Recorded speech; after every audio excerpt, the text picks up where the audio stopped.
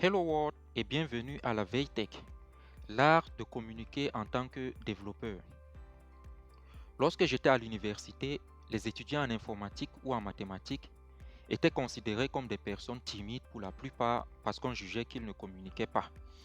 Dans les films, l'informaticien est présenté comme étant chétif, calme et parfois peureux, comme le visage timide d'Elliot dans Mr. Robot.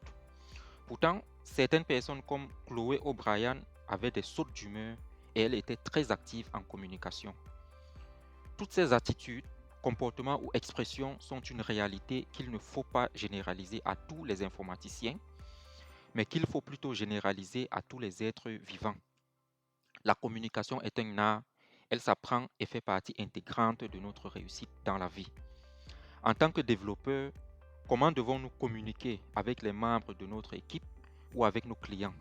Comment communiquer efficacement et comment bien communiquer avec les autres? Alors, premièrement, il faut savoir écouter. La communication est un aller-retour entre toi qui écoute et l'autre qui parle. Ainsi, lorsque l'autre parle, il faut rester calme et l'écouter silencieusement en hochant la tête ou en faisant mhm, mhm pour l'envoyer le signal comme quoi tu l'écoutes. Et lorsqu'il y a des doutes ou des incompréhensions, il faut essayer soit de reformuler ce que tu as entendu ou bien de prendre un exemple qui va dans le même sens, permettant ainsi à l'autre de confirmer si tu as compris, oui ou non, de quoi il parlait et par ricochet, renforcer la confiance et le dialogue entre vous. Il ne faut cependant pas faire des suppositions. Les suppositions brouillent la communication et peuvent envoyer des signaux négatifs. Il faut à tout prix éviter les suppositions et clarifier ce qu'on a entendu à travers ce qu'on dit. Tout doit être limpide. L'une des conséquences de l'échec des projets n'est pas trop souvent le manque de compétences, mais le fruit d'une mauvaise communication. On suppose ce que le client a dit, on suppose ce que le collègue veut faire remarquer, on évite de mettre sur la table certains problèmes et au final, on va tout droit au mur. Imagine-toi, tu es un freelance qui travaille à Douala. Tu as sous la main une mission de 3 jours que tu dois livrer pour un client situé à Yaoundé. Mais malheureusement, un orage s'abat sur ta ville et il y a coupure de courant. Tu n'as pas de groupe électrogène et cela va sûrement retarder ta livraison. Dans ce cas, au lieu de rester silencieux, il faut être proactif et faire un mail au client pour expliquer le fait que, pour des raisons indépendantes de ta volonté, tu vas accuser un retard tout en lui donnant ton état d'avancement actuel sur le projet. Détrompe-toi, je ne prends pas cet exemple pour t'encourager à prendre de faux prétextes, mais juste pour te montrer qu'il est important d'avoir une communication claire avec ton client lorsqu'un événement qui va retarder ton travail survient.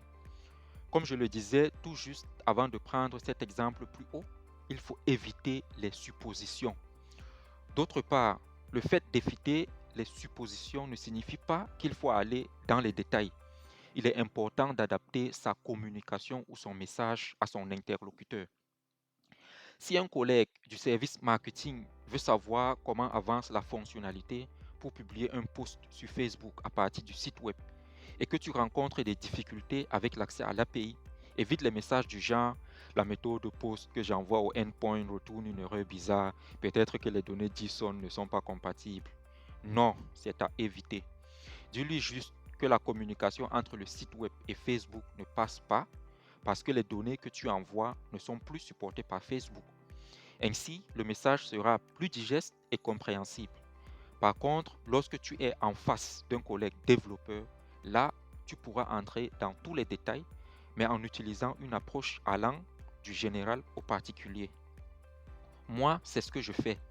Si je dois expliquer un problème à un développeur, je commence toujours par dire, OK, en gros, voici ce que je veux faire. J'ai déjà fait tel et tel process. Actuellement, je fais tel autre, mais je rencontre ce problème-ci, bla bla bla bla. Dans ce type de communication, il faut être concis pour ne pas brouiller le message. Plus on est concis, plus on maîtrise sa prise de parole et mieux l'interlocuteur comprend le message qu'on véhicule. Lorsque tu es concis, cela se reflète aussi dans tes gestes et on voit très bien que tu n'es pas hésitant et cela renforce ta confiance en soi. De l'oral à l'écrit. Privilégier l'écriture est une condition incontournable pour une bonne communication et pour la réussite des projets sur lesquels tu travailles. On le dit toujours, les paroles s'envolent et les écrits restent. L'écrit est d'autant plus important qu'il renforce ton professionnalisme et la manière dont tu es perçu par les autres.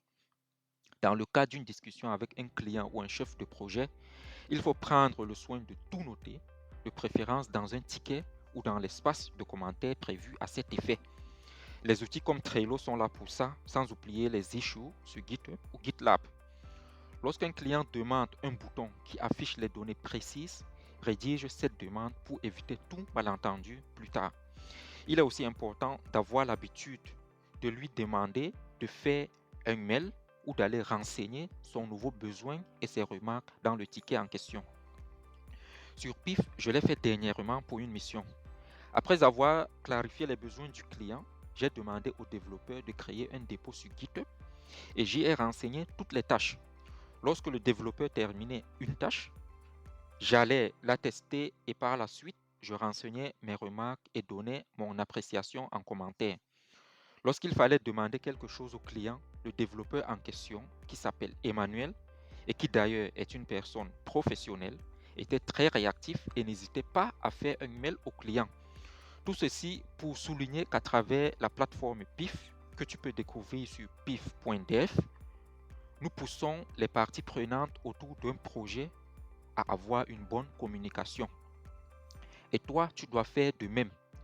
Que ce soit avec tes collègues ou tes clients, tout élément lié au projet doit être mis sur écrit.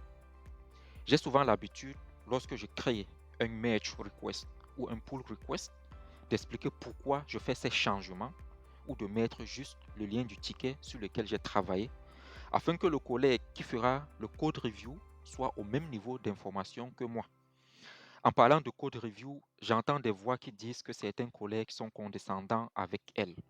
C'est vrai, cela arrive que dans des équipes d'ingénieurs, certaines personnes heurtent les autres à travers leurs commentaires lors des code reviews. Ils imposent leur vision, ils te font passer pour un ridicule qui ne sait pas ce qu'il fait. Mais il est vrai que des fois, notre syndrome de l'imposteur prend le dessus. Il nous fait comprendre le message autrement et on a l'impression d'avoir été insulté. Pour éviter ces incompréhensions, j'utilise des commentaires conventionnels. Si je ne comprends pas une ligne de code, je commence mon commentaire par question. Lorsque je veux donner mon avis pour apporter une amélioration, je commence mon commentaire par suggestion. Ensuite, j'écris de manière courtoise ce que j'ai en tête, de sorte que celui qui me lit ne soit pas heurté. C'est une bonne approche à prendre en compte lors des code reviews et cela améliore la qualité de notre relation avec nos collègues. Vous savez qu'en tant que développeur, il existe une façon d'écrire les commits selon le référentiel Conventional Commit. De même, il en existe pour les commentaires et cela s'appelle Conventional Comment. Fais juste une recherche Google sur Conventional Comment, tu en sauras plus et je suis sûr que cela va améliorer ta manière de faire les code reviews. Enfin, il faut améliorer ton écriture et la rendre plus digeste en évitant les fautes. Je me souviens à cet effet qu'un jour, j'ai demandé à un ami au collège comment il faisait pour avoir toujours 20 sur 20 en dictée et lui de me répondre, Nasser, comme tu vois là, c'est parce que je lis beaucoup. Voilà, c'était Nasser, le promoteur du site pif.dev, une plateforme qui permet aux développeurs de trouver des missions en freelance ou à temps partiel. Nous sommes arrivés au terme de cet autre épisode de Faytech et je te dis à très bientôt dans un prochain épisode.